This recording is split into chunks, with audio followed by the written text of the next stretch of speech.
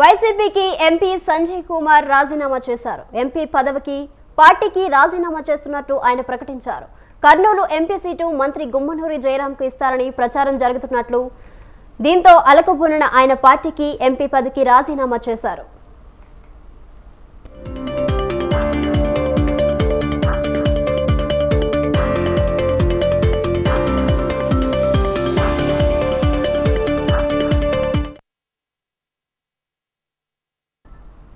ఇదే విషయంపై మరింత సమాచారం మా ప్రతినిధి రమేష్ లైవ్ లో అందిస్తారు. రమేష్, ప్రస్తుతం మీ దగ్గర ఉన్న అప్డేట్స్ ఏంటి?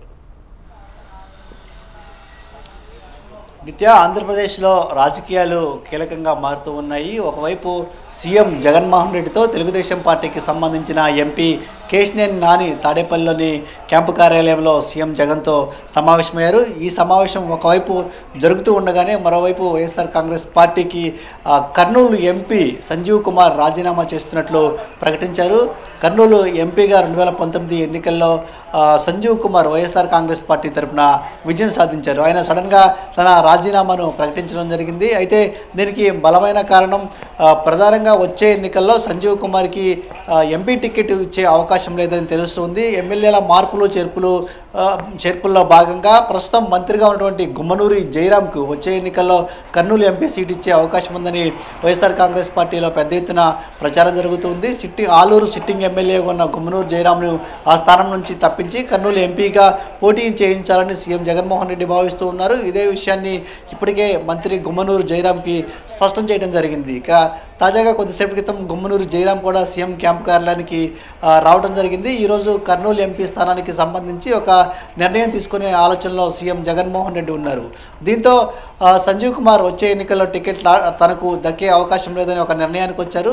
అందులో భాగంగానే ఈరోజు ఎంపీ పదవికి వైఎస్ఆర్ కాంగ్రెస్ పార్టీకి రాజీనామా చేస్తున్నట్లు ఆయన ప్రకటించడం జరిగింది.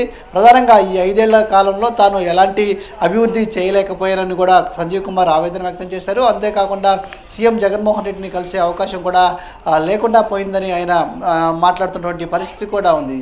సో మొత్తంగా చూస్తే మాత్రం ఒకవైపు Telugu Desam party MP Kesineni Nani CM Jaganmohan రెడ్డితో ఒకవైపు చర్చలు జరుపుతున్న సమయంలోనే ఇది వైఎస్ఆర్ కాంగ్రెస్ పార్టీకి షాక్ ఇచ్చేలాగా సంజీవ్ కుమార్ కూడా ఈరోజు వైఎస్ఆర్ కాంగ్రెస్ పార్టీకి రాజీనామా చేసినటువంటి పరిస్థితి కూడా ఉంది. గతంలో కూడా ఎవరికైతే ఎమ్మెల్యే టికెట్లు రావని భావిస్తూ ఉన్నారో వారిలో కొంతమంది వైఎస్ఆర్ కాంగ్రెస్ పార్టీని వీడేందుకు సిద్ధమయ్యారు. ఇప్పటికే ఎమ్మెల్యే ఆళ్ల రామకృష్ణారెడ్డి పార్టీకి రాజీనామా చేశారు. అదేవిధంగా కాపు రామచంద్రారెడ్డి పార్టీని వీడుతున్నట్టు చెప్తున్నారు.